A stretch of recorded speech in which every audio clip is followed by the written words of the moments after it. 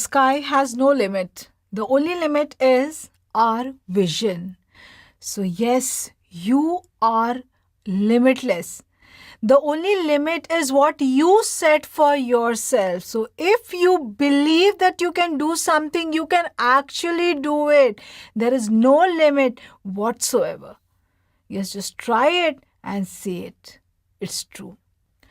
Now, in the previous modules of the anatomy of the pharynx, we have done the anatomy of the wall, the anatomy of the spaces, and now what we are going to do is the anatomy of the cavity of the pharynx. Yes, so we know that pharynx is a musculofacial tube and it is conical. It is like an inverted cone, narrow down and broad superiorly. And this has a cavity inside. It has a muscular wall and spaces on the outside. So we are now going to do the cavity of the pharynx. So we know that the uppermost part of the pharynx lies just behind the nasal cavity, and yes, this part of the pharynx is what is known as the nasopharynx. We already know nasopharynx is bounded superiorly by, quickly tell me the superior boundary. Yes, it is the base of skull. Inferiorly it is the palate, the hard palate, and it lies opposite which cervical vertebra? The C1. What is the lining epithelium of the nasopharynx? Yes, the lining epithelium we know is ciliated columnar. Ciliated columnar pseudostratified. Now all this we have done many times earlier. So all these things we have done many times earlier.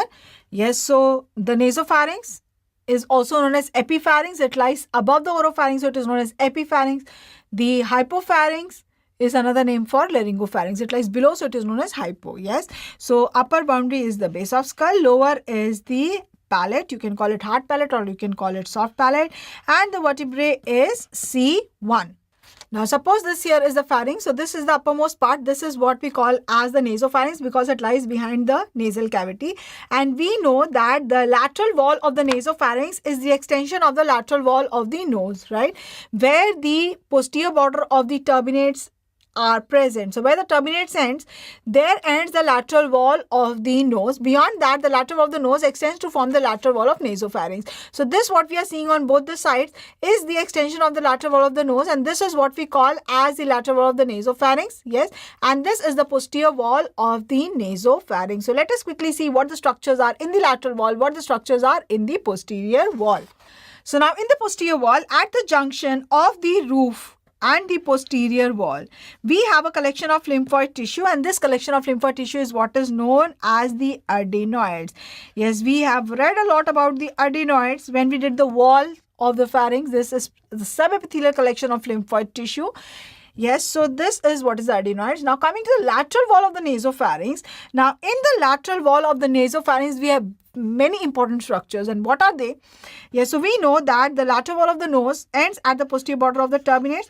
Beyond that, behind that is the lateral wall of the nasopharynx. So 1.25 centimeters behind the posterior border of inferior turbinate. You can remember it 1 also, you can remember it to be more specific. If in the question is given 1.25, then yes, that is the best answer.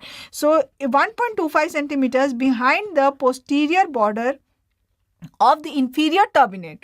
So behind the inferior turbinate, 1.25 centimeters behind it is the opening of the eustachian tube. So yes, just see here. Can you see this? Yes, so this is the opening of the eustachian tube. So this is the eustachian tube. Now where the eustachian tube opens, the cartilage of the eustachian tube produces a bulge behind the eustachian tube opening, and this cartilage bulge is what is known as torus tubaris. This is known as torus tubaris. Torus means a bulge and tubaris around the tube. So this is known as torus tubaris. Now, wherever there is a bulge, behind that will be an area of depression. So this area of depression is like a fossa behind this bulge, and this fossa here behind the torus tubaris is what is known as the fossa of Rosenmuller. It is known as fossa of Rosenmuller. Rosenmuller, and this is also known as the lateral pharyngeal recess. Lateral pharyngeal recess. It is present in the lateral wall like a recess. So it is known as lateral pharyngeal recess, and this is the most common site of origin of, any guesses? Of origin of Nasopharyngeal carcinoma. This is the most common site of origin of nasopharyngeal carcinoma. And just above that, 1 centimeter behind the middle turbinate is a very, very important opening. This you will have to tell me. Yes, what is this opening? This is the opening of the sphenopalatine foramen. The sphenopalatine foramen. Yes, the sphenopalatine foramen. What is that? This is the site of communication of the nose and the nasopharynx laterally with the same name, fossa, sphenopalatine fossa. The major vessels and nerves that supply not only the nose, also the nasopharynx are present in the sphenopalatine fossa. What are the contents of sphenopalatine fossa? Do you remember? Can you tell me? You do not have an option of forgetting. Yes. So what are the contents? Yes, we have the maxillary artery, we have the maxillary nerve, we have the sphenopalatine ganglion. So the major vessels and nerves that supply the nose and nasopharynx are present in the sphenopalatine ganglion, and through the sphenopalatine fossa they enter the nose and the nasopharynx and they give branches here. Yes, so this is also the area, the most common site of origin of angiofibroma. So this is the most common site of origin of angiofibroma. Angiofibroma. Is that very clear? So which means that in the nasopharynx, such a narrow area, such important structures there. Yes, so you know now what the structures are in the nasopharynx, in the posterior wall as well as in the lateral wall. Let us first quickly write this down. So in the midline, we have the adenoid. We have the adenoids. In the lateral wall, we have behind the inferior turbinate, 1.25 centimeters behind. Tell me what it is. Yes, we have the eustachian tube. Okay. Behind this, we have the torus tubaris. Torus tubaris. Behind that, we have the fossa of Rosenmuller. Rosenmuller. And above that, we have the sphenopalatine foramen, and this is 1 centimeter behind the middle turbinate. Behind the middle turbinate, 1 centimeter behind that. Right? Okay, so now tell me a few conditions of the nasopharynx. Okay, very good. We can have the adenoid hypertrophy. Yes, nasopharyngeal carcinoma, angiofibroma. Okay, very good. Okay, now what I showed you. So now we know what the structures are in the nasopharynx. Okay, so now you have entered the nostril and you are standing at the corona. Okay, what is corona? Corona is the posterior nares. Yes, so you are standing at the corona. Tell me, what are you seeing in front of you? Yes, you are seeing the nasopharynx. Don't tell me the nasopharynx. Tell me the actually structures that you are seeing in front of you. Yes, you are standing at the corona. What are you seeing immediately in front of you? Yes, you are seeing the adenoid. Okay, very good. Very good. You are seeing the adenoid. What else? Eustachian tube? Yes or no? Torus tubaris? Fossa of Rosenmuller? Sphenopalatine foramen? Yes, no? What, everything you are seeing here only? Everything you are seeing just in the posterior wall only? No. What are you seeing? When you're standing at the corner, what are you seeing on the posterior wall? Only the adenoids. Where will you find the eustachian tube? Where will you find the fossa of Rosenmuller, the sphenopalatine foramen? Where? Yes, you will find it laterally. Yes, you will find it laterally. You have entered the nostril here. You are standing at the corner. This here is the lateral wall of the nostril. And here we have the lateral wall of the nasopharynx, right? This is the posterior wall of the nasopharynx. So what you are seeing immediately in front of you? Only the adenoids. Where will you find the eustachian tube? Laterally. Yes, laterally on both the sides we will find the eustachian tube. Behind that, torus tubaris. Behind that, fossa of Rosenmuller. And above that, the sphenopalatine foramen. So adenoid is a midline structure, lateral structure. Adenoid is a midline structure. So it will obstruct one eustachian tube or both the eustachian tube.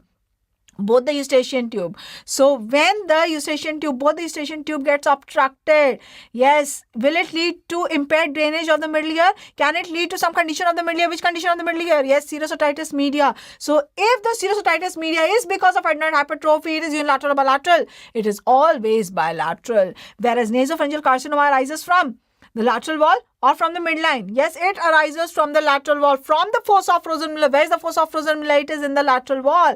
So it will obstruct one eustachian tube or both the eustachian tubes.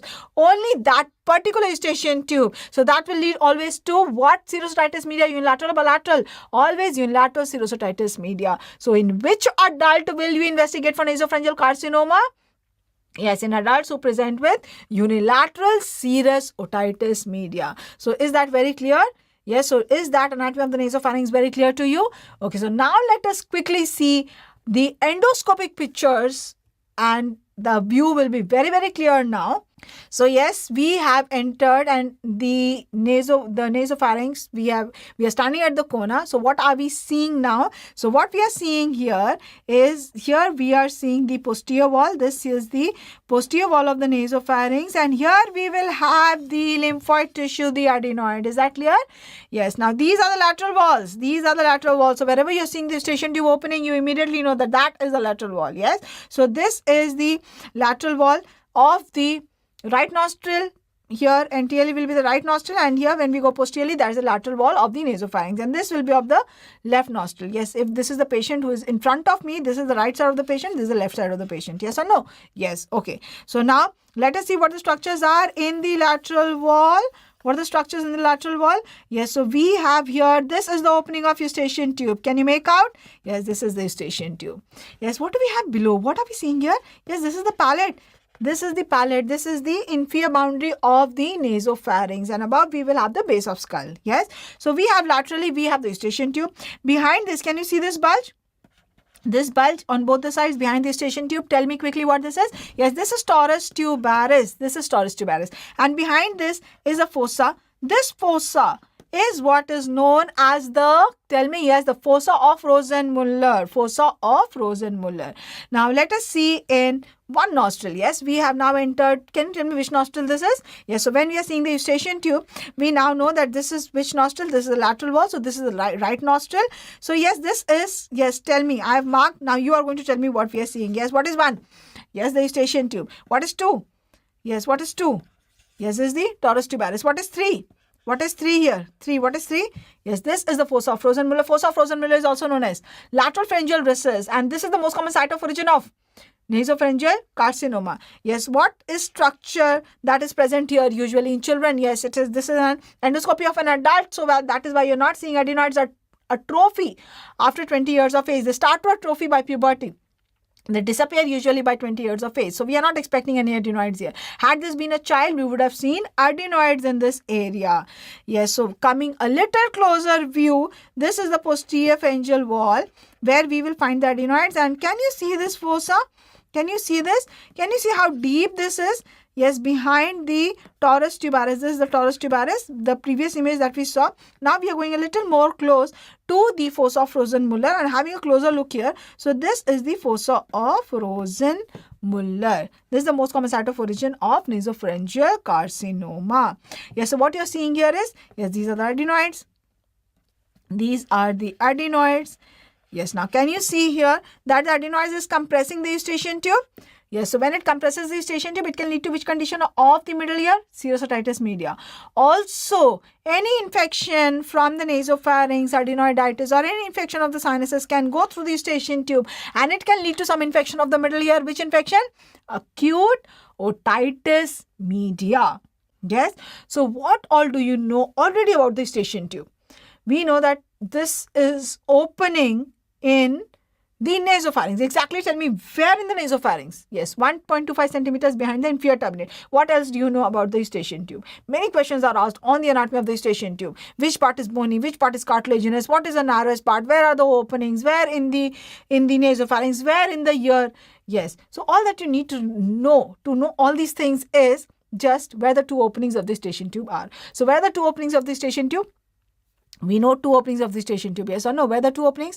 Yes, one is it connects the middle ear to the nasopharynx. So one is in the middle ear, the other is in the nasopharynx. Okay. In the nasopharynx, where it opens, that we have already just seen. Where does it open in the middle ear? Yes, on which wall of the middle ear? Yes, that is on the anterior wall of the middle ear. Okay, so now which part do you think will be cartilaginous? Which part do you think will be cartilaginous? The medial or the lateral part?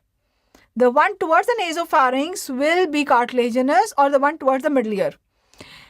Yes, the one towards the nasopharynx. In the nasopharynx, we will not have bone. No? The middle ear is the bony wall. So yes, towards the nasopharynx will be the cartilaginous part, and towards the middle ear is going to be the bony part. Now, what do you think? Most of the eustachian tube is going to be cartilaginous or bony? What is the main function of the eustachian tube? Yes, the main function of the eustachian tube is ventilation and drainage of secretions from the middle ear to the pharynx. So, which means if drainage, so it has to have the contractile function. Yes, so if it has to have the contractile function, the most of the eustachian tube has to be cartilaginous. So, yes, most of the eustachian tube is cartilaginous. So, the which part is cartilaginous? Medial or lateral? Medial. 1/3 or 2/3? The 2/3. So, towards the nasopharynx is the medial part and 2/3 is cartilaginous. Lateral 1/3 is the bony part. So, now let us quickly see. Yes, so here we have these adenoids completely filling the nasopharynx, and yes, in this, if any child has this type of adenoids, then the eustachian tube will be completely bogged, bilateral serositis media. Yes, so this here is the eustachian tube. So what we should know is that the bony part, tell me now, bony part is lateral or medial? Yes, it is lateral. Lateral 1/3 or 2/3? 1/3. Medial part, cartilaginous part is medial. Medial how much? Medial 2/3. Yes, and what do you think is the narrowest part of the eustachian tube? Narrowest part of the eustachian tube is the junction of the cartilaginous and bony part. And this junction is what is known as isthmus. Sounds similar, no? Isthmus. Where have we heard the isthmus? In the ear. Yes, in the external aortic canal, the narrowest part is also known as isthmus. But is that the junction of the cartilaginous and the bony part? That is present in the bony part. Here, the narrowest part is the isthmus, and that is the junction of the bony and cartilaginous junction. This is what is known as the isthmus. This is known as isthmus. And all the things that we are learning here, very similar to the external aortic canal, no? Yes, but there the outer 1/3 is the cartilaginous part, inner 2/3 is the bony part. Yes, there also we have the isthmus, but that is different from what is here. Yes, the angle of horizontal A here is 45 degrees. 45 degrees. Tympanic membrane, angle of horizontal 55 degrees. Yes. Now this angle of horizontal, the 45 degrees, is achieved not before 6 to 7 years of age. In children, less than that, this angulation is not there. So the eustachian tube is very short and it is very horizontal. So the infection to go from the nasopharynx into the middle ear is very common. So in children, acute otitis media is much more common than adults. So this angle is 45, achieved by 6 to 7 years of age. And the pharyngeal opening we know is 1.25 centimeters behind the posterior border of the inferior turbinate. So now we saw everything about the eustachian tube. Yes, we know that the bulge behind that is psoas tubaris. We saw very beautifully the endoscopic appearance of the fossa of Rosenmuller. Yes. So now we need to know a little more about the sphenopalatine foramen. We already know, we have done that in the nose. Yes, but let us very quickly do that again, the sphenopalatine foramen. Why? Because the sphenopalatine foramen is the most common site of origin of angiofibroma, and angiofibroma is a very important condition of the nasopharynx. And we need to remember completely what the sphenopalatine foramen was, what the fossa was, what its connections were. Why? Because whenever we see a patient of angiofibroma, whenever we do angiofibroma, we exactly have to know from where it arises, where all it can go, what can be the symptoms, and each and every point of that is asked in your exam. Yes, so where is the sphenopalatine foramen? 1 centimeter behind which turbinate? Yes, 1 centimeter behind the posterior end of the middle turbinate. So yes, 1 centimeter behind this is the sphenopalatine foramen, and this sphenopalatine foramen connects the nasal cavity and the nasopharynx laterally with the sphenopalatine fossa. So now quickly let us see what the sphenopalatine fossa is. Yes, so here we have the skin of the cheek. Just medial to that, we have the maxillary antrum. Maxillary antrum is the maxillary cavity. So we have the anterior wall, then we have the cavity, then we have the posterior wall of the maxillary antrum. Yes. Now the medial wall of the maxillary antrum or the maxillary sinus is the lateral wall of nose. Yes or no? Yes, it is the lateral wall of nose. So now let us see this. Yes, so this here is the the skin has been removed. So this is the anterior wall. This is the cavity inside of the maxillary sinus or the maxillary antrum. This is the posterior wall. Yes. Now posterior to that, posterior to the posterior wall of the maxillary sinus, from the base of skull hangs down two bones, and this is the sphenoid bone, which has two projections down. These are known as the pterygoid plates. Yes, we have heard of the medial pterygoid, lateral pterygoid. Yes, they are arising. These muscles also we have heard. They are arising from the pterygoid plate. So we have the pterygoid plate here. Yes, the one that we are viewing laterally, this one what we are seeing is the lateral pterygoid, and just adjacent to it will be the medial pterygoid. Now this space that we are seeing in between anteriorly the posterior border of maxillary antrum, posteriorly the pterygoid plate, this is what is the sphenopalatine fossa. Is that very clear? Yes, now let us quickly see how it looks in three-dimensional. So suppose this here is the lateral wall of the nose. What are the structures in the lateral wall of nose? Yes, we have the three turbinates. We have the superior turbinate, we have the middle turbinate, and we have the inferior turbinate.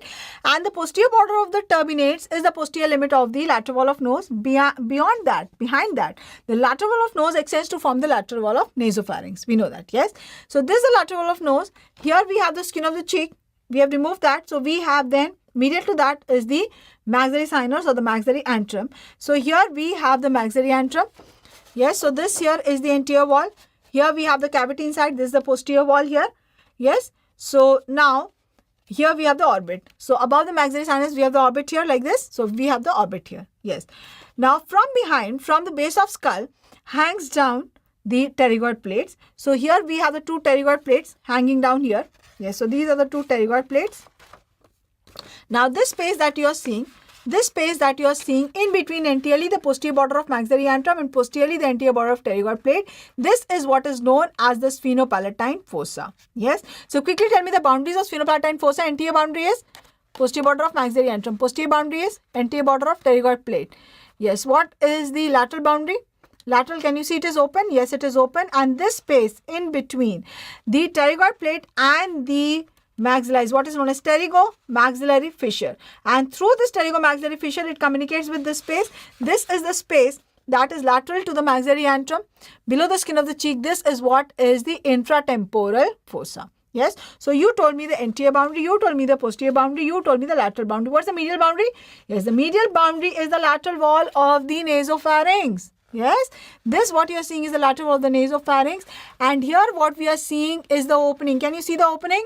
Yes, this is the opening which is the communication between the sphenopalatine fossa and the nasopharynx, or you can call it nasal cavity, but more appropriate is nasopharynx. Why? Because this opening is 1 centimeter behind which turbinate? Middle turbinate, and the nasal cavity ends at the posterior border of middle turbinate. So this opening lies where? In the nasopharynx. So this is the communication between the sphenopalatine fossa and the nasopharynx. Yes. So the vessels and nerves that supply the nose, yes, they are present. Let me remove this. Yes. So they are present in the fossa, and through this foramen,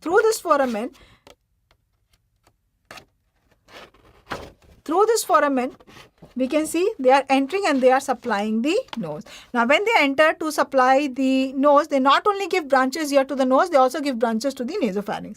Now also, just see here, if this is the site of origin of angiofibroma, yes, so the angiofibroma that is arising here, it can come into the nasal cavity.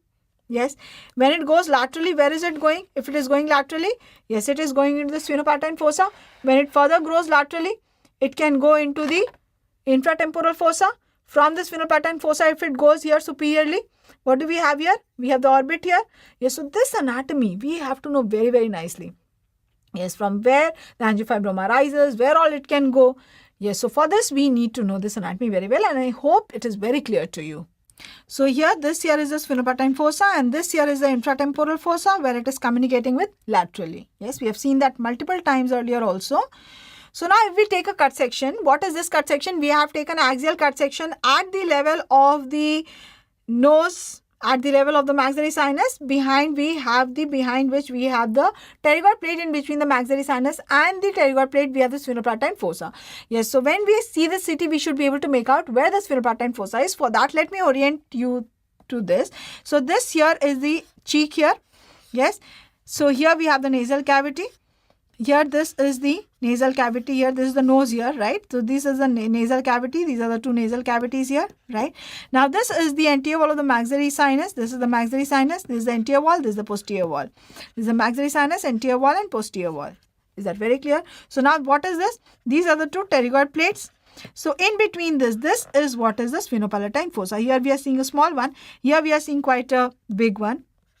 So we are seeing this is the sphenopalatine fossa. Is that clear? And this foramen, can you see through which the sphenopalatine fossa is communicating with the nasopharynx? This is the sphenopalatine foramen. And laterally, can you see that this sphenopalatine fossa is open? Yes, this is known as the pterygomaxillary fissure through which it communicates with the infratemporal fossa. Now, a better CT we have here. And yes, now here you are going to tell, I am going to just mark. Yes, tell me what is 1. 1 is the maxillary sinus. What is 2? 2 is the nasal cavity. Okay, what is 3? Yes, 3. This is the pterygoid plate. Okay, what is 4? This is the sphenopalatine fossa. Okay, tell me what is this? This is, what is this opening? Lateral opening. That is the, yes, that is here. What is this? This is the pterygomaxillary fissure through which it communicates with, what is this? This is the infratemporal fossa. And what is this opening here? This opening, big opening we are seeing here. Yes, what is this? This is the sphenopalatine foramen. Sphenopalatine foramen. Is it very clear here? Yes, so when we know that the angiofibroma arises from here, so we will be able to very clearly know everything about the angiofibroma if we know this anatomy very, very nicely. So now quickly tell me what are the structures in the lateral wall of the nasopharynx. Yes, you want to tell me from above, below or below, above? Okay, tell me from below, above. Okay, we have 1 centimeter behind the posterior end of inferior turbinate. Okay, to be more specific, 1.25. Behind the inferior turbinate is the opening of, yes, eustachian tube. Behind that is torus tubaris. Behind that is fossa of Rosenmuller. Above that is sphenopalatine foramen. Sphenopalatine foramen is 1 centimeter behind which turbinate? Yes, the middle turbinate. The most common site of origin of angiofibroma is sphenopalatine foramen. Most common site of origin of nasopharyngeal carcinoma is fossa of Rosenmuller. Fossa of Rosenmuller is also known as lateral pharyngeal recess. Where is the adenoid? Midline or lateral? Yes, adenoid is midline structure. Where is the eustachian tube? Lateral or midline? Yes, it is lateral on both the sides. Which part of the eustachian tube is cartilaginous? Medial or lateral? Medial. Medial 1/3 or 2/3? Medial 2/3. What's the narrowest part of eustachian tube? Is it the middle ear opening or isthmus, or is it the nasopharyngeal opening? Yes, it is the isthmus. That is the narrowest. What's the angle with the horizontal? That is 45 degrees. That is 45 degrees. So we know the complete nasopharynx. Yes, do we know the posterior wall? Yes, do we know the lateral wall? Yes, do we know the roof? Do we know the floor? Yes, do we know the structures in the cavity, in the posterior wall, in the lateral wall? Do we know the clinical significance of these? Yes, we know that. So that is what we need to know in the anatomy of the cavity of the nasopharynx. And if we want to see the structures, how can we see it? How can we see it? That is behind, quite behind in the behind the nasal cavity. If we see through anterior rhinoscopy, we are not even able to see the complete nose. How can we see the nasopharynx? Yes. Earlier days, we used to see it with the help of a mirror. So if you have to choose one of these mirrors, which one will you choose for doing a posterior rhinoscopy? When you are doing posterior rhinoscopy means you are seeing the posterior part of the nasal cavity posteriorly. Yes, through behind the uvula. Which one will you choose? Yes, I have told this to you earlier. Which one is the posterior rhinoscopy mirror? 1 or 2? Yes, 2. This one, we can see the bend here. This bend is so that it does not touch the tongue, and this is so that it does not touch the uvula. We have to pass it behind the uvula. Yes, it is held with the like a pen, and it is passed from over the tongue behind the uvula. So yes, this is the one that we are going to choose. And how are we going to use it? Yes, we are going to pass it behind the uvula to see the structures of the nasopharynx, and so that it does not touch the tongue.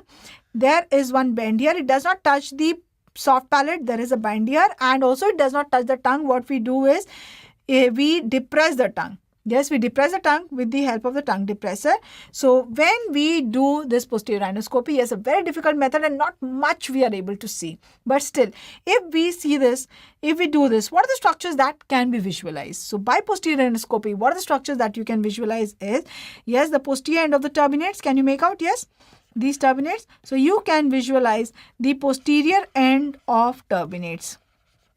Posterior end of turbinates. And you can visualize in the posterior wall, you can visualize the adenoids. You can visualize laterally, you can visualize the eustachian tube, you can visualize the torus tubaris, you can visualize the pharyngeal recess. What is the pharyngeal recess? Yes, the fossa of Rosenmuller. So all these structures of the nasopharynx you can visualize. And yes, that is mostly theoretically. We nowadays have a much better way to visualize the nasopharynx, and that is by nasal endoscopy. So now let us quickly see how the nasopharynx appears on the endoscopic examination. So now let us see the endoscopic appearance of the nasopharynx. Let me orient you. This here is the septum. We are putting the endoscope through the right nostril, so that is the septum there, and that is the lateral wall of the nasopharynx, which is extending from the lateral wall of the nasal cavity. So we can see the opening of the eustachian tube there. Behind the eustachian tube opening is the torus tubaris, and behind that we can see the fossa of Rosenmuller. Now this is the posterior pharyngeal wall that you are seeing, and we cannot see any adenoid tissue there because this is the nasopharynx of an adult where the adenoids atrophy. So yes, we are nearing the eustachian tube orifice, and yes, we can see the eustachian tube orifice there. Yes, the muscles of the eustachian tube, the tensor palatii and the levator palatii, are the ones that are the muscles of the palate also. So with the movement of the palate, that when the patient is swallowing, we can see that the eustachian tube is also opening. So that is why we are made to swallow whenever during there is flight descent or ascent, so that the eustachian tube opens and the ventilation of middle ear is possible. We can see the palate meeting the posterior pharyngeal wall whenever the patient swallows, so that the food does not come from the oropharynx into the nasal cavity. Now here we can see behind the torus tubaris, the fossa of Rosenmuller. Just notice how deep a recess it is, and that is the most common site of origin of nasopharyngeal carcinoma. Now coming to the oropharynx, yes, quickly tell me the oropharynx boundaries. Yes, the oropharynx is bounded in between superiorly is, yes, it is in between the two H, no? Hard palate and hyoid. So it is the hard palate, and here we have the hyoid, and it lies opposite with cervical vertebrae. Yes, C2 and upper part of C3. Okay, so we have the upper boundary is the hard palate, the lower boundary is the hyoid. It lies opposite C2 and upper part of C3. Upper part of C3. Now, what are the structures that we have in the oropharynx? What structures do we have? Now, just notice here. Yes, all these structures are the structures that you see very easily without much assistance. Yes, the nasopharynx difficult to visualize. Hypopharynx difficult to visualize. But the oropharynx is something that all of you must have seen so many number of times. So no doubt in what the structure that you are seeing there. What are the structures that you see? Superiorly, you see the soft palate. Yes. Posteriorly, what you are seeing is the posterior pharyngeal wall. Yes. Anteriorly, anteroinferiorly. Yes. Anteroinferiorly, what you are seeing is the base of tongue. What is base of tongue? That is the posterior 1/3 of the tongue. Now, along with that, the part of the base of the tongue, where the base of the tongue dips down, goes down. Yes, the base of the tongue here, we can see it is going down. So this area in between the base of tongue and this is the epiglottis. So this is what is known as vallicula. Vallicula, right? So anteroinferiorly, we have anteroinferiorly. Yes, so this is anteroinferiorly, we have the base of tongue and we have the vallicula. We have the vallicula. This is superiorly. This is posteriorly. Now, what do we have laterally? That is the most important structure here. Yes, laterally we have the tonsil. We have the tonsil laterally, and the tonsil that is present laterally is present in between the two pillars. Yes, just notice here we have the two pillars. This is the anterior pillar. Yes, and this is the posterior pillar. This is the posterior pillar. Yes, this anterior pillar comes from the palate to the tongue. So it will have what muscle? Palatoglossus. Yes, so the anterior pillar has the muscle palatoglossus. Yes, this is the muscle of the tongue. Actually, it is going to the palate. Yes, and any important thing you remember about palatoglossus? It's a muscle of the tongue, the only muscle of the tongue that is not supplied by hypoglossal. It is supplied by the nerve that supplies the rest of the palate, and that is the pharyngeal plexus. Okay, and the posterior pillar is the palatopharyngeus. Palatopharyngeus is formed by the palatopharyngeus muscle. From the palate is going to the pharynx, so it is the palatopharyngeus. Palatopharyngeus, where have you heard it? Palatopharyngeus, anywhere? Yes, the three longitudinal muscles of the pharynx. Quickly tell me what the three longitudinal muscles of the pharynx are. Stylo, salpingo, palatopharyngeus. Yes, stylopharyngeus, salpingo, and the palatopharyngeus. Very good. So this is the posterior pillar muscle. Now the palatopharyngeus is actually a posterior pillar muscle. It is a longitudinal muscle, but it gives us some circular fibers also. So suppose this here is the lateral wall of the oropharynx. So here we have the tonsils here. Yes, so we have the tonsil, and behind that we have the posterior pillar. This posterior pillar is formed by the muscle. Which muscle? Yes, the posterior pillar is the muscle from the palate to the pharynx. That's the palatopharyngeus. The palatopharyngeus, I told you, is actually a longitudinal muscle, but it gives a certain circular fibers. And these circular fibers, they go posteriorly and they fuse with the fibers of the circular muscle at this level. Which is the muscle? Which is circular muscle at this level? At the level of the tonsil. At the level of the tonsil, which circular muscle do we have? Superior constrictor, middle constrictor, inferior constrictor. Which one? Superior constrictor. So yes, so this palatopharyngeus gives circular fibers which fuse with the constrictor muscle here. That is the superior constrictor. It is already a circular muscle, the superior constrictor, and they both of them fuse to form a ridge like this. A ridge, a continuous ridge like this, yes. And this ridge is what is known as Passavant's ridge. Yes, so it is asked in the exam, Passavant's ridge is formed by, it is formed by what? It is formed mainly by the superior constrictor, and it is formed by circular fibers of the palatopharyngeus muscle. So this will be a mucosal ridge going behind circularly like this, protruding. Yes, it will be in the posterior pharyngeal wall. So that is why it is hidden here with the uvula. That is why you're not going to see it here like this. But don't think it is above the uvula how I have drawn it like this. It is in the posterior pharyngeal wall. It is known as Passavant's ridge. It is known as Passavant's ridge. And it is formed by two muscles. One is the superior constrictor and the other, tell me other, what is the other? Yes, the circular fibers of the palatopharyngeus muscle. Yes. Have you ever seen the Passavant's ridge in anybody? Opened anybody's mouth and seen the Passavant's ridge? No? When will you see it? I mean, what at all is the significance of the Passavant's ridge? Why do we have this ridge-like structure? Everything in the body has a significance, has a reason why it is present there. So what is the significance of Passavant's ridge? Okay, now just tell me that the oropharynx, as you're seeing here, what you're seeing here is the oropharynx, right? So oropharynx is open superiorly also, that is the nasopharynx, and below also it is open, that is going into the hypopharynx. Yes. So whenever we eat, the food that we eat, why does it always go down only? Why does it not go above and come out through the nose? Whenever we are eating, whenever we are drinking. Why?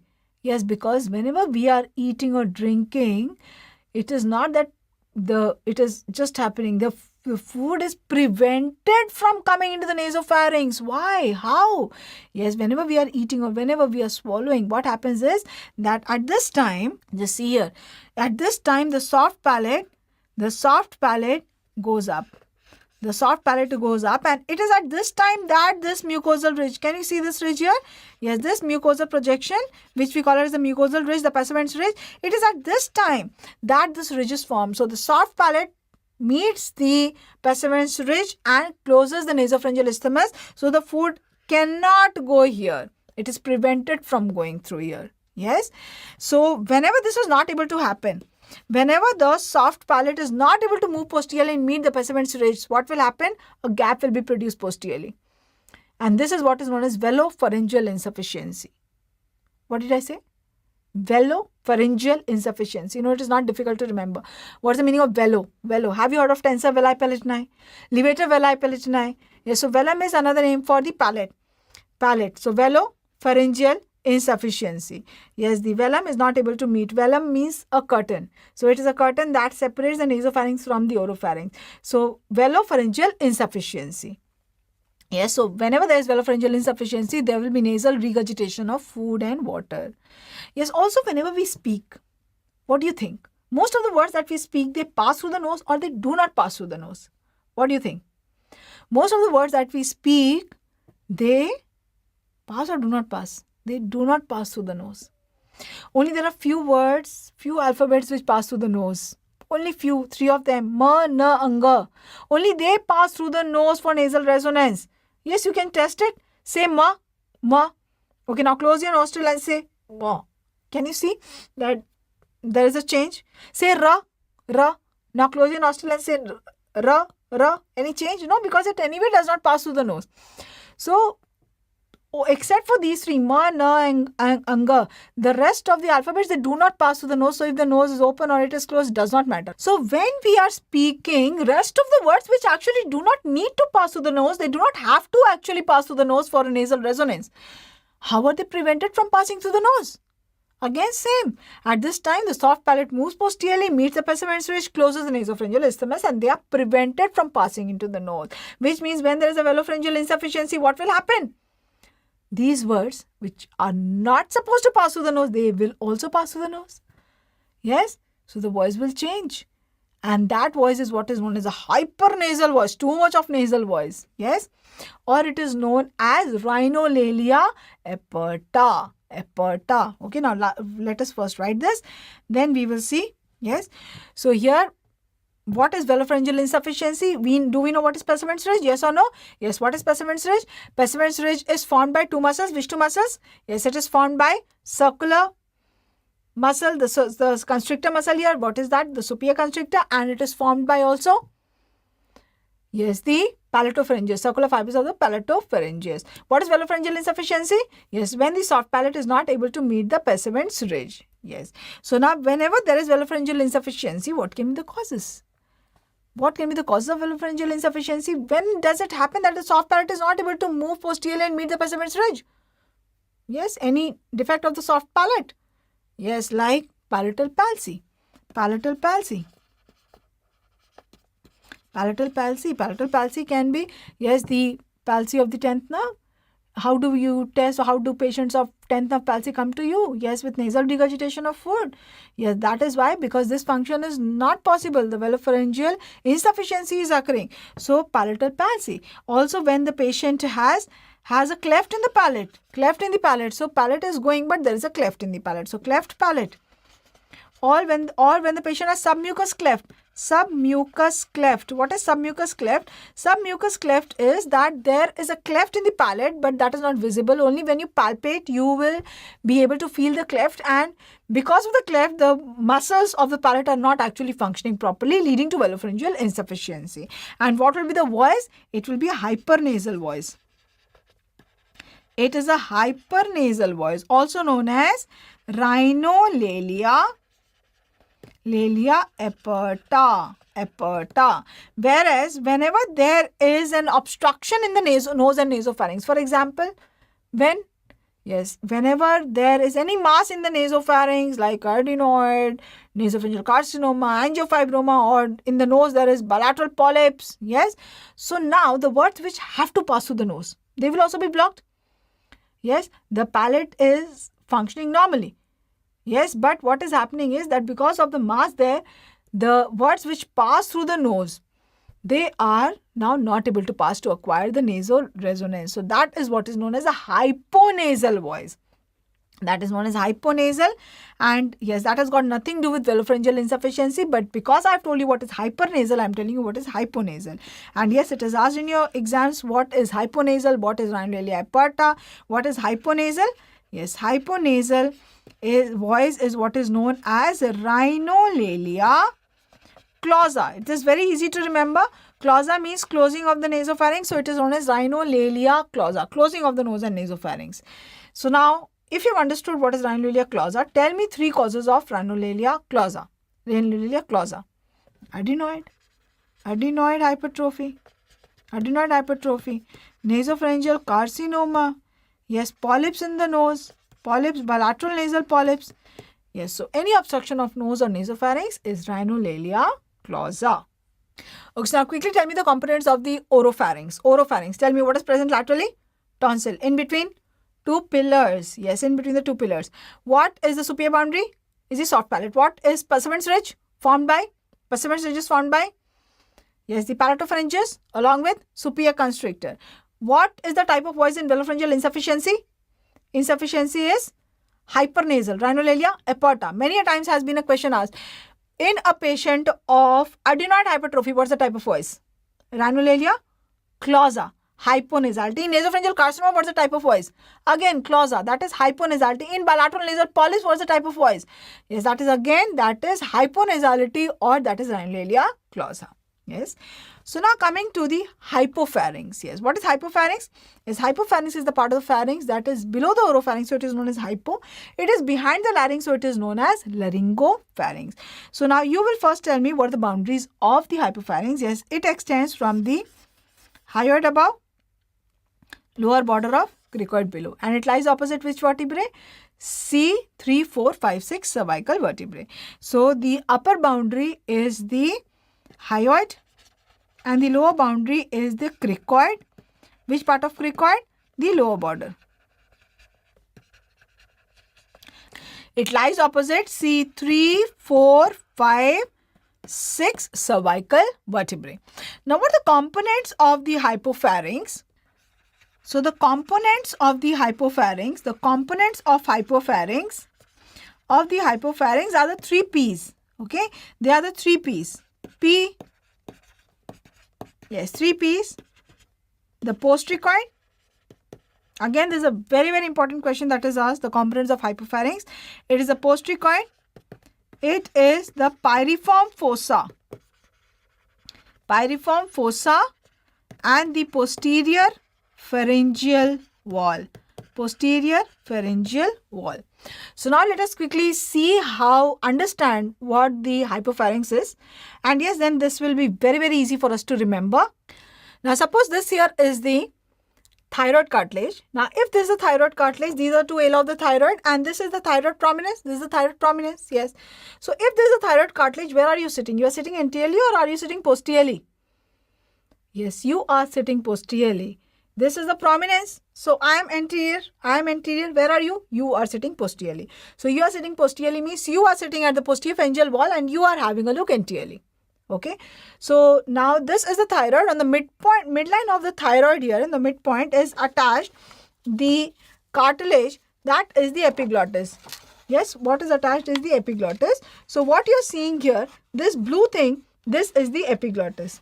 Is that clear? This is the epiglottis. Now on both the sides of epiglottis are attached to mucosal folds. Yes, they go from the epiglottis to the arytenoid. So they are known as airy means arytenoid, and this is epiglottis, airy epiglottic folds. So these are the 2 airy epiglottic folds. Is that clear? So these are attached to the epiglottis, and posteriorly we have the arytenoid. Now arytenoid sits on the top of the cricoid cartilage. Okay. So now suppose that this here is the cricoid cartilage on which are sitting 2 arytenoid. The one arytenoid is a little malformed here. It is too long. So anyway, it is something like this. Okay. So here, why have I told you about the larynx? Why? Because what is laryngopharynx? Yes, the part of the pharynx behind the larynx is what is known as laryngopharynx. Yes. So yes, this is the cricoid. Cricoid is a common wall. Anterior to the cricoid is the larynx, and posterior to that is the hypopharynx. Where are you sitting? You are sitting at the posterior pharyngeal wall. Yes. So what you are seeing here anteriorly. Yes. So this here is the hypopharynx. Behind the larynx, this here is the hypopharynx. Now, does it mean that the larynx communicate with the hypopharynx laterally? Does it communicate with the hypopharynx laterally? No, it doesn't. So here in between the larynx and the hypopharynx are mucosal folds.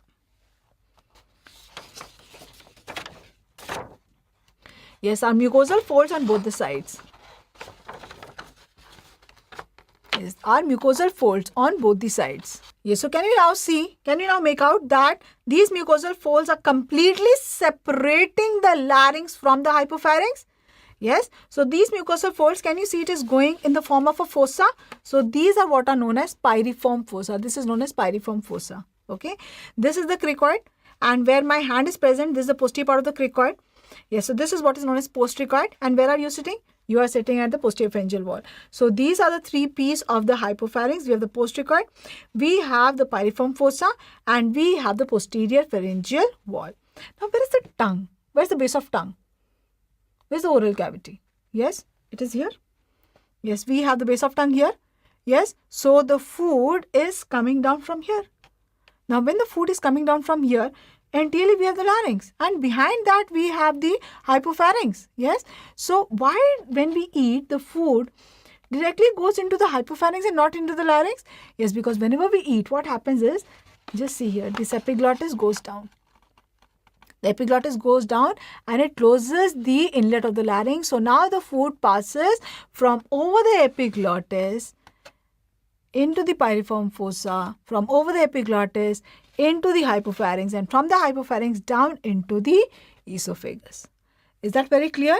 Have you understood that? So in fact, if you are standing at the posterior pharyngeal wall and if you are having a look anteriorly, so this is the mucosal fold, right? So what happens is that we have the, this is a simpler way where you can understand that. So if you are standing at the posterior pharyngeal wall and you are having a look anteriorly, so what are you seeing anteriorly? You are at the posterior pharyngeal wall, and anterior to that, here you have the larynx. Yes, so the larynx, in the larynx we have the cricoid cartilage, which is the complete ring cartilage, and this cricoid cartilage projects like this. Can you make out? It projects like this. So because of this projection in the center, this appears as projected, and on both the sides, this mucosa appears depressed. Yes. So this depressed area, this is in the form of a fossa, and these on both the sides are what are known as piriform fossa, and this area is the postcricoid area. Is that clear? So now when you have a look at the hypopharynx, you will understand it. So here what we have done is, we have cut the posterior pharyngeal wall. We have cut the pharynx from behind. So this here is the pharyngeal wall that we have cut. This is the pharyngeal wall. We have opened it. Yes, so here is the uppermost part from where we are seeing the nasal cavity. Here we are seeing the oral cavity, and here we are seeing the larynx, right? So what we are seeing here, this part is the postcricoid. On the sides, this is dipping inside. That is the piriform fossa. And this behind where we have cut, that is what is the posterior pharyngeal wall. So yes, again we have this picture here. So this here, now tell me, now you are going to tell me, okay? So you will tell me. Tell me now, what is 1? 1 is postcricoid. Okay, what is 2? 2 is piriform fossa. Yes, and we are not seeing, this is the anterior part. So this, you are not seeing the posterior pharyngeal wall here. So now let us see how endoscopically they appear. And yes, endoscopic pictures are given in your exam, so you need to know. And what we are seeing here is, yes, see carefully, what is this? This is the epiglottis. This is the 2 aryepiglottic folds. This is the arytenoid here. Yes, sitting on the cricoid. So this here is the postcricoid area. These are the 2 piriform fossas. These are the piriform fossa. Yes, in one of your exams, this picture was given and an arrow was there in the piriform fossa and was asked what area is marked. And this behind is the posterior pharyngeal wall. And you must be thinking that why the posterior pharyngeal wall and the postcricoid are opposing. Yes, is the esophagus open like this, or is it a closed tube? So similarly, the hypopharynx is also closed tube. It opens when? It opens only when the food passes through it. Yes, so that is why it is appearing very close together. So this is the piriform fossa.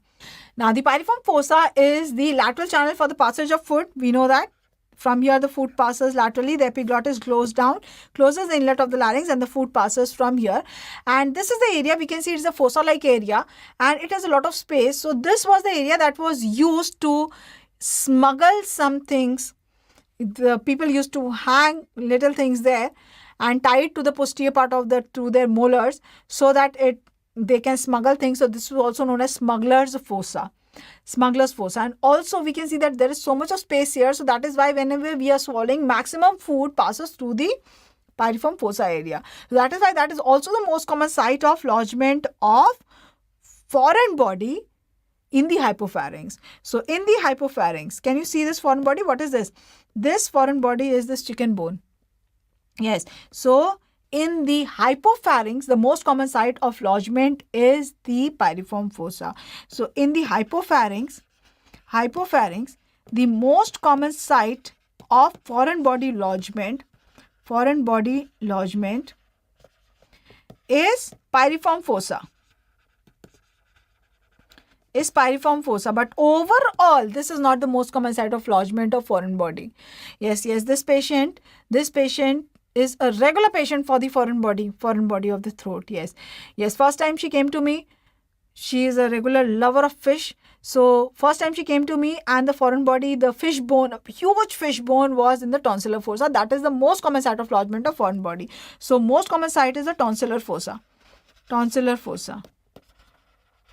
Okay, and next time she came within an interval of around 1 month. First time she promised, I'm never going to eat fish again. And the next time she came, then the foreign body, the fish bone was in the vallicula. So next is the vallicula. And both the times we could take it out endoscopically under just local anesthesia, local spray. So thankfully she has not come the third time again. She promised that she is not going to have fish again. But I told her that time also that next time if you come and if it is a little more down, that is in the piriform fossa. Yes. Third most common is the piriform fossa. Then probably in local anesthesia we will not be able to remove. We will have to go for general anesthesia. Probably that is why I think actually she has stopped eating fish. So this is piriform fossa. But if we talk in the hypopharynx, the most common site of lodgement of the foreign body is the piriform fossa. Out of the 3 P's. What are the 3 P's of the hypopharynx? Postricoid, piriform fossa, and the posterior pharyngeal wall. Now also, since this is the site for passage for food, so also when we swallow the saliva also, this is the passage from where the saliva goes down. So whenever there is any tumor in the postricoid area, in the piriform fossa area, then the saliva tends to collect here, and this pooling of saliva in the piriform fossa is a very, very important sign for indicating that there is a carcinoma of the hypopharynx.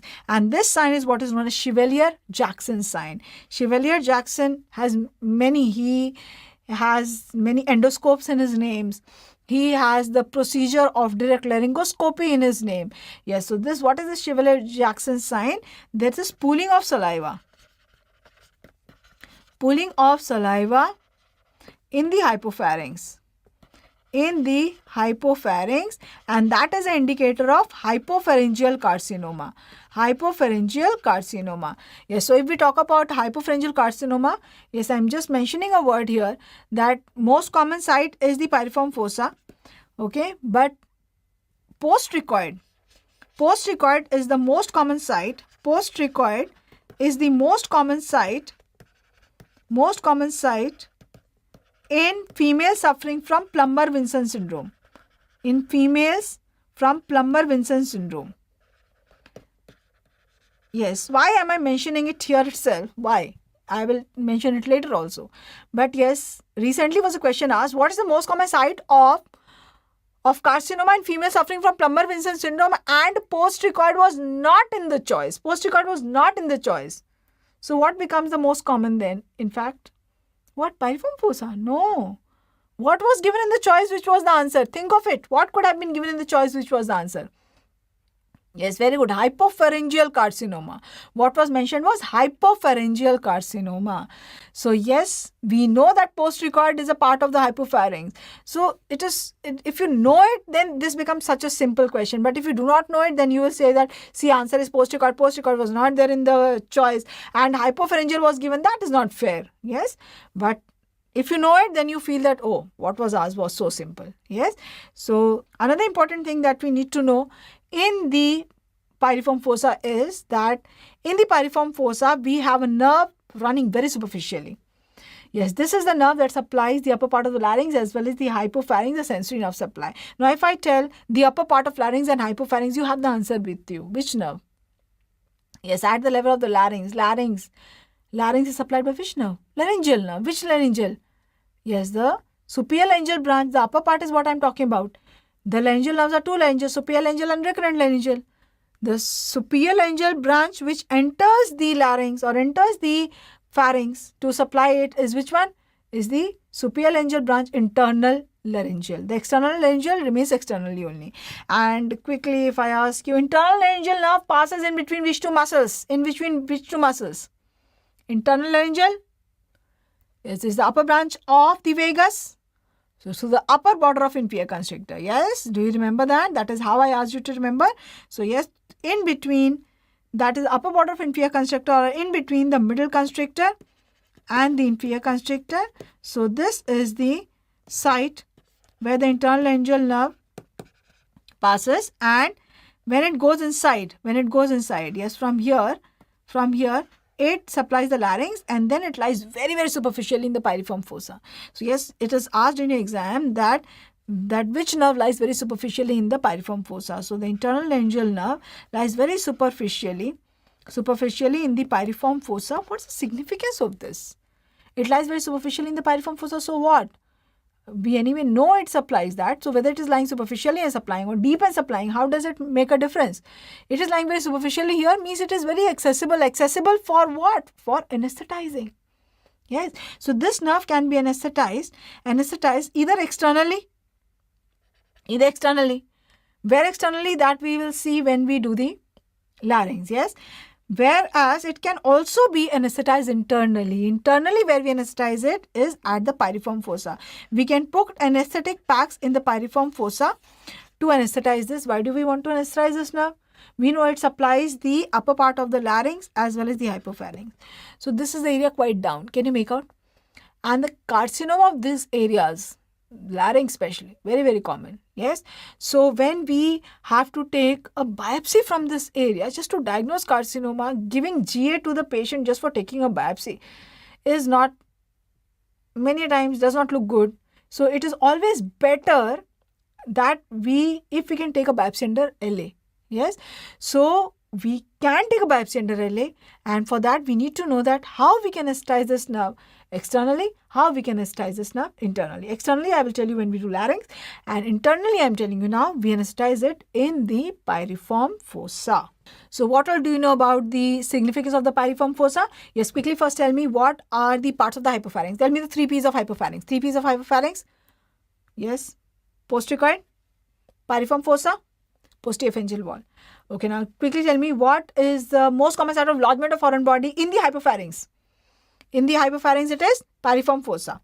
Okay, what is the pooling of saliva in the hypopharynx signify? Yes, a carcinoma of the hypopharynx, carcinoma of the postricoid. Yes, postricoid carcinoma is seen most commonly in females of Plummer-Vinson syndrome. Is postricoid a part of the hypopharynx? Yes or no? Yes. What are the other parts? Piriform fossa and posterior pharyngeal wall. Which nerve lies very superficially in the piriform fossa? Yes, the internal laryngeal nerve. Now, if you want to see the hypopharynx, which mirror out of these will you choose? Yes, here you will choose this mirror. Yes, you will choose this mirror. This is the indirect laryngoscopy mirror. Why? Because this mirror we use to visualize the larynx. And yes, along with that, we can also visualize the hypopharynx. And what is the difference between a posterior rhinoscopy and an indirect laryngoscopy procedure? Yes. So now when we do a posterior rhinoscopy, we know that we use a tongue depressor to depress the tongue. Why? Because we have to pass from over it. We need enough space above it. Yes. And we pass the mirror behind the uvula. Right. Whereas when we want to see below, we want a lot of area behind the tongue. We want the area behind the tongue to be spacious so that the tongue will not occlude our view to visualize the larynx and the hypopharynx. So what we need to do is not depress the tongue but pull out the tongue. So whenever we are pulling out the tongue, we are carrying out which procedure? We are carrying out indirect laryngoscopy. Even when we are doing an endoscopy, yes, endoscopy, then also we need to pull out the tongue to see the posterior part of the tongue to be clear, to visualize the larynx and the hypopharynx appropriately. That is the rigid endoscopy that we do when we do that. And here also notice that this mirror is when we want to see down, when we want to visualize the larynx and the hypopharynx, we press it against the uvula. Yes, we are pressing it against the uvula. We do not pass it behind the uvula. We press it against the uvula. Now, even the otoscope when we hold, that is also held like a pen only. Yes, so there are so many instruments that are held like a pen. And yes, one of the students asked me that this was asked in the Viva, that which are the instruments in ENT which are held like a pen. So yes, the indirect laryngoscopy mirror, the posterior rhinoscopy mirror, the otoscope, all these are held like a pen there. Also, when we drill the mastoid, the drill, that is also held like a pen. Yes, so many instruments we hold like a pen in ENT. So now let us quickly see a video of how the hypopharynx looks in live. So now we are going to see the endoscopic appearance of the hypopharynx, and this endoscope will be passed. This is a flexible endoscope that is going to be passed through the oral cavity, through the oropharynx, and then to visualize the hypopharynx, definitely we will be able to see the larynx also anterior to the hypopharynx. So let me just orient you here. The patient is lying down and we are passing the flexible endoscope. So what we are seeing here, this is the uvula. Everything is appearing to you upside down because the patient is lying here and you are on the head end of the patient. So this is the uvula. These are the tonsils on both the sides, the tonsil there. So let us start. So yes, through the oropharynx, yes, that is the vallicula. And yes, we can see the epiglottis here, the tip of the epiglottis. Yes, this is the aryepiglottic fold on both the sides. This one is the aryepiglottic fold. That is the arytenoid. That is the area of the postcricoid. And this is the posterior pharyngeal wall. The posterior pharyngeal wall. This fossa that you are seeing, this is the pyriform fossa. So this is exactly how we read, and this is exactly how the hypopharynx appears. So the food goes from the base of tongue over the epiglottis. The epiglottis closes down the inlet of the larynx. Food goes from over the epiglottis into the hypopharynx, and from the sides over the epiglottis to the pyriform fossa. So that pyriform fossa is the lateral channel for the passage of food, also the most common site of lodgement of foreign body. And this, like the esophagus, is closed unless and until the food passes through it. Only then we can see it opening, just like the esophagus. So now coming to the nerve supply of the pharynx. Any guesses? Tell me, nasopharynx is supplied by what? Nasopharynx is supplied by what? Oropharynx is supplied by what? Hypopharynx is supplied by what? Did you guess it right? Let us see whether you guessed it right or not. Okay. So the nasopharynx, yes, the nasopharynx, did you guess it right? Nasopharynx is supplied by yes, the branches of the sphenopalatine from the sphenopalatine foramen. Yes, and the sphenopalatine foramen has, the sphenopalatine fossa has which nerve? The maxillary nerve. So yes, the nasopharynx is by the maxillary nerve. The branches of the maxillary nerve, when they enter the nose through the sphenopalatine foramen, they not only give the nasal branches, they also give branches posteriorly that supply the nasopharynx, right? And some branches from here also they go to the palate. The palate, the greater palatine and the lesser palatine. So they also give some branches to the palate. Yes. Now the oropharynx, any guesses? Oropharynx? Oropharynx is supplied by, yes, oropharynx is the glossopharyngeal nerve. Do you remember glossopharyngeal enters the pharynx in between which two muscles? Yes, glossopharyngeal is the uppermost nerve to enter the pharynx. So it will enter in between the upper gap, that is in between the gap of the superior and the middle constrictor. So yes, here will enter in between the superior constrictor and the middle constrictor will enter the glossopharyngeal nerve. So here we have the ninth nerve, the glossopharyngeal, and when it enters at the lower pole of the tonsil.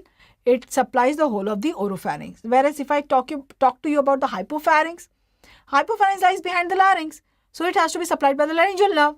What are the laryngeal nerve? Internal laryngeal and recurrent laryngeal. So upper part of hypopharynx is by internal laryngeal. Lower part is by recurrent laryngeal. Internal laryngeal enters the pharynx in between which two muscles? Inferior constrictor, so you can say yes, because it is at the upper part of inferior constrictor.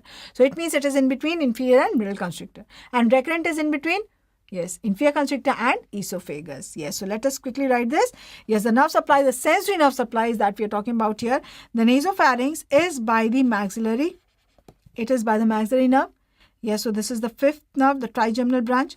And we have the branches from these are the branches of the sphenopalatine ganglion, right?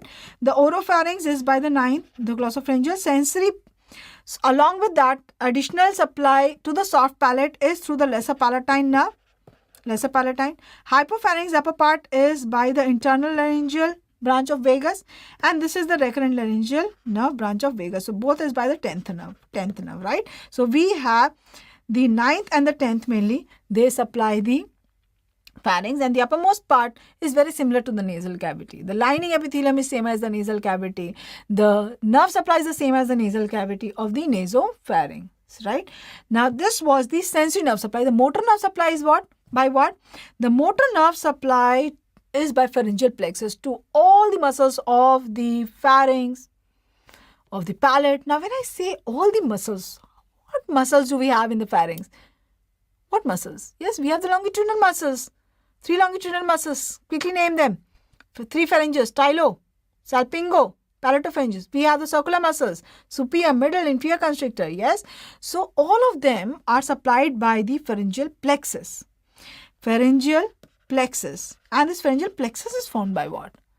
The nerves that enter the pharynx. Which one? Is the 9th, the 10th, and the superior cervical ganglion. Superior cervical ganglion.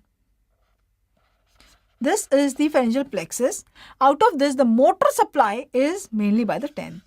The motor supply is by the 10th, right? So, all the muscles of the pharynx or as well as the palatal muscles are supplied by the pharyngeal plexus through the 10th nerve, except there is an except in the pharynx also, in the palate also. Yes, except in the pharynx we have the stylopharyngeus. The stylopharyngeus, tell me, it is supplied by? Yes, it is supplied by the glossopharyngeal, the only muscle that is supplied by the glossopharyngeal. Yes, it enters the pharynx in between the superior and middle constrictor along with the glossopharyngeal nerve. That is where the glossopharyngeal also enters. So, glossopharyngeal as well as the stylopharyngeus, styloid, from the styloid, it is the longitudinal muscle of the pharynx. Yes, it is coming from outside as longitudinal muscle inside. So, it is coming into the pharynx. In between the gap, the superior and middle constrictor along with the glossopharyngeal nerve. So, the glossopharyngeal nerve gives motor supply here, and that is the only motor supply of the glossopharyngeal.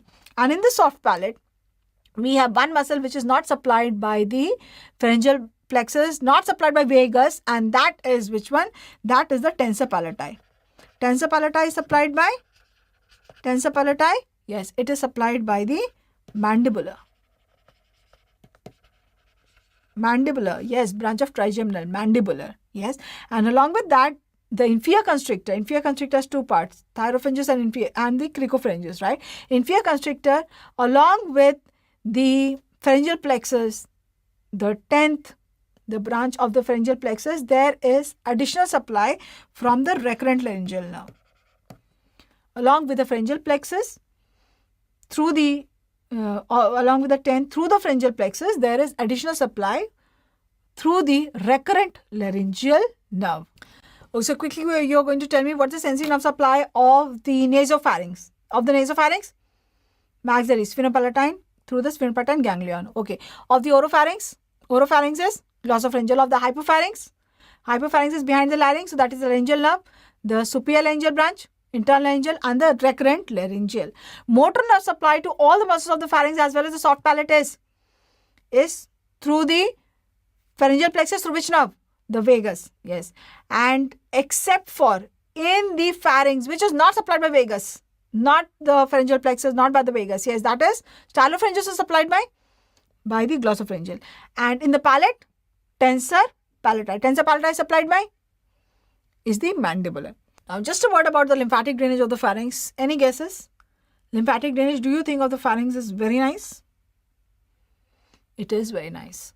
Yes, we have so many lymph tissue in the pharynx, yes or no? We have the Walde's ring, internal, external. Yes, so where do these structures, the nasopharynx, oropharynx and the hypopharynx drain into? For example, if there is a patient of nasopharyngeal carcinoma, which lymph nodes will you look for?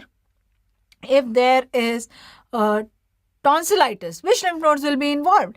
If there is a hypopharyngeal carcinoma, a pyriform fossa carcinoma, the pyriform fossa is an area which is very, very rich in lymphatics. So, the pyriform fossa carcinomas, they present very commonly with neck nodes. Yes, so which lymph nodes will you look for? Yes, so which lymph nodes? The nasopharynx, tell me which lymph nodes? Have you heard of nodes of Rouvier? Yes, so the nasopharynx drains into the nodes of Rouvier. They are the retropharyngeal lymph nodes. Retropharyngeal lymph nodes of Rouvier. And from there, they go to the upper deep cervical lymph node. Whereas the oropharynx drains into the upper, middle and the lower deep cervical. Yes, so upper, the middle and the lower deep cervical lymph nodes. And the tonsils most commonly, out of these, most common is the upper deep cervical. In fact, the most common cause of enlargement of, the most common infectious cause of enlargement of the upper deep cervical lymph node, obviously the enlargement cause most commonly will be infectious. Cancers are not so common. Oropharyngeal cancers, among cancers are common, but if we compare with infection, obviously infection is more common of the pharyngitis, tonsillitis, they are much more common. So if we are looking for any patient of tonsillitis, which lymph nodes will you look for? Yes, this upper deep cervical, and that is why it has been named as also the tonsillar node. This is known as tonsillar node. Tonsillar node. In fact, when in your vivas it is asked that this is a patient, when you get a case of tonsil, you are asked that yes, examine for the lymph node. And they see which lymph node, where your hand is going. And if you think that, oh, lymph node examination, I know very nicely, you will stand behind the patient and you will start from here examining. Examiner will tell, please go. Yes. So if you are dealing with a patient of tonsillitis, where should your hand go first? Yes, here, upper deep cervical lymph node. So that is what is known as a tonsillar node. Tonsillar node. And hypopharynx, again, they drain into upper, middle, and lower deep cervical. And lower deep cervical. And yes, we need to know here that in the hypopharynx, the richest in lymphatics in the hypopharynx. What are the parts of hypopharynx? Yes, postericoid, piriform fossa, posterior pharyngeal wall. Out of these, the richest in lymphatics is the piriform fossa. What is the significance of knowing this? Piriform fossa. Yes, piriform fossa carcinomas, initially they present mainly with neck nodes. Yes, so whenever there is a neck node that the patient is having and you have done an FNAC and that is showing carcinoma, so you have to think of pharyngeal tumors, nasopharyngeal carcinoma. You have to think of oropharyngeal carcinoma, base of tongue carcinoma, tonsillar carcinoma. You have to think of hypopharyngeal carcinoma. Yes, they are very, all the pharynx is very rich in lymphatics, and many a times the presenting feature is just a neck node.